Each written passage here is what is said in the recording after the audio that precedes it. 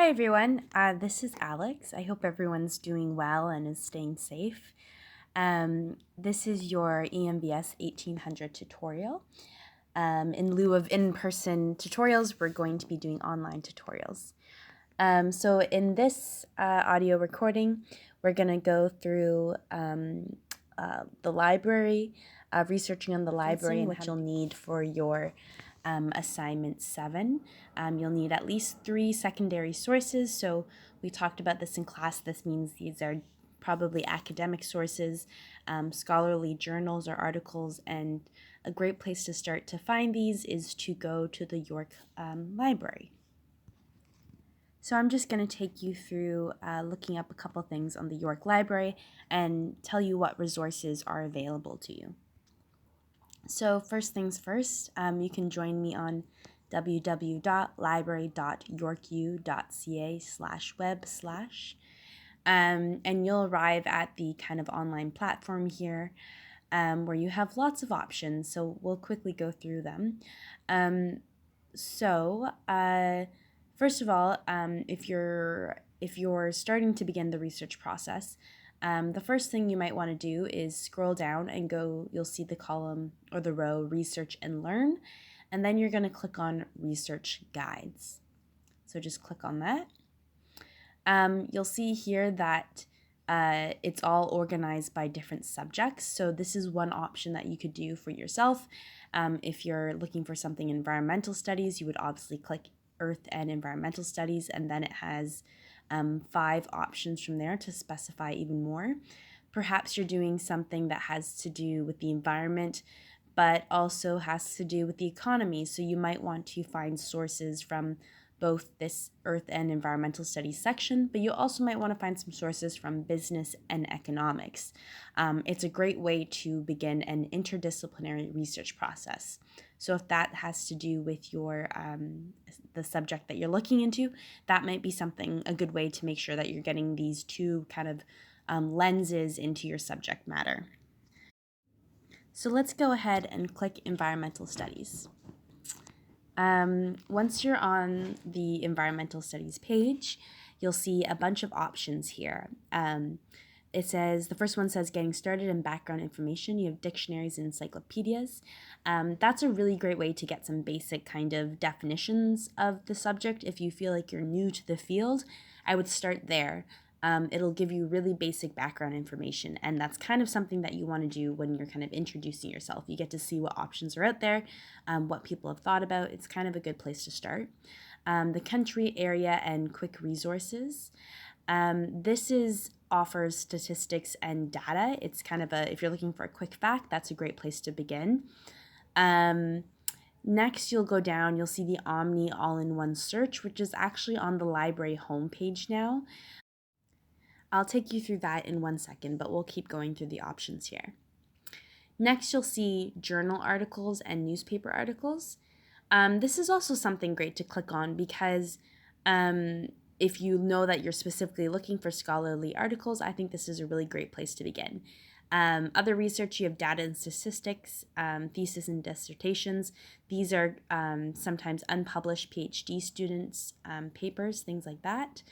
And an electronics journal list. So these things aren't in print, but you can find them online, there's a lot of great electronic journals now. So that's also a good place to go to, but it is a little bit more limited. So let's just go ahead and click on journal articles. Once you arrive on this page, you'll see a bunch of different sections. And they have pretty useful descriptions of what these sections will entail. So this just means that when you choose to make a search, you'll actually be searching within these kind of barriers, I suppose. For example, if we look at Environment Complete, it says it contains records from domestic and international titles dating back to 1888. So let's say if you were looking for some research earlier than that, this would not have it. Also, maybe you're looking for research that happens after that date, much after, more recent data. You might want to choose something else. ProQuest is a great place to begin. It's also multidisciplinary research.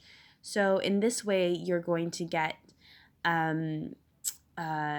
lots of different kind of perspectives into the field or the subject that you're looking at. And this is actually great if you intend to do a multidisciplinary project, or again, if you're getting to know the subject matter, it'll kind of introduce you to a bunch of different opinions of it. So that's a really great place to go. You also have JSTOR at the bottom here, which has lots of academic sources. It's another great place to go. Really, you can kind of check out all of these ones, but the ones that I would recommend are probably ProQuest, JSTOR, and the social science abstracts might be a good place to begin too. Those are kind of the main ones I would recommend. Let's actually try the Omni Search because I think that's what most of you will be using. To get back to the Omni Search, you can actually just go back to the library's homepage, which again is www.library.yorku.ca/web/. Once you arrive there, you'll see the big search bar at the top with Omni. It says search books, articles, reserves, and more. So you can pretty much search for anything through this main search engine. Now, let's say I wanted to do research on Lake Ontario. So I'm just going to go ahead and type Lake Ontario into the search bar. I press search. And it comes up with a lot of different sources. We can see that there's books here, there's a text resource. So they'll kind of say in the heading what exactly it is. And at this point, there's lots and lots of options. But let's say I want to refine it even more. So let's refine our search. You'll see at the top, it says any field contains Lake Ontario. So you can refine this even more. So it says any field. If you click on that, it scrolls down and it says author, title, subject, call number. So we're not looking for a specific title or author that says Lake Ontario, but this is a subject for us. So we'll just go ahead and click that. You can also click contains, and this means you want it to exactly say Lake Ontario or that it starts with. So this is just getting even more specific, meaning that you really want it to focus on Lake Ontario. But at this point, I'm okay with it saying contains. If you go down to the second one, you'll see that there's nothing written in it yet. So it says end any field contains again. So we can refine this even more. So let's say I'm doing a project and I want to look at Lake Ontario, and I also want to look at environmental justice in relation to Lake Ontario. So I'll go to that second field. I'll make sure it says end because I'm adding something I want to look at. Again, I'm going to click on that any field, and I'm going to make it a subject instead. And I'm okay if it contains environmental justice in anywhere within it. So that's good for me. You can go down you can add a new line basically. And you could say if you search something and you're looking for performance, employee performance, for example. But when you type in performance, it keeps coming up with some theater things. Well, you might want to go to this third field here and say, I want it to not have this. So this will clarify your search anymore. I'm trying to think. So Lake Ontario, environmental justice. I'll go to subject again. I'm okay if it contains it anywhere. And let's say I do not want to hear anything about fish. I'm finding a lot of things about fish and I don't want to hear about fish. So I could say now I want to hear about Lake Ontario. I want to hear about environmental justice, but I do not want to hear about fish. And you'll also see at the side here, you have other options. So you have resource type. You can click on that. We know that we want it to be, let's click on journals because we know we want it to be an academic resource. Also because you have to create these assignments pretty fast. You might not want to go through the pains of looking through a whole book, but a journal, kind of a quick read, an article might actually be good for you. So you could click on articles or you could click on journals. I'm going to go for articles because it would probably be shorter. Any language, you can choose what language you want. And you have your start date and your end date. So this is where you get to choose. I would like to look at text from, the 2000s to 2020 or 2010 to 2020. You might choose something like that because you know that maybe Lake Ontario had some kind of environmental disaster within that time frame, and you want to look at that. So you can start to narrow those things down once you know very specifically what you're looking at. I don't yet, so I'm just going to click search. And my search actually came up with nothing.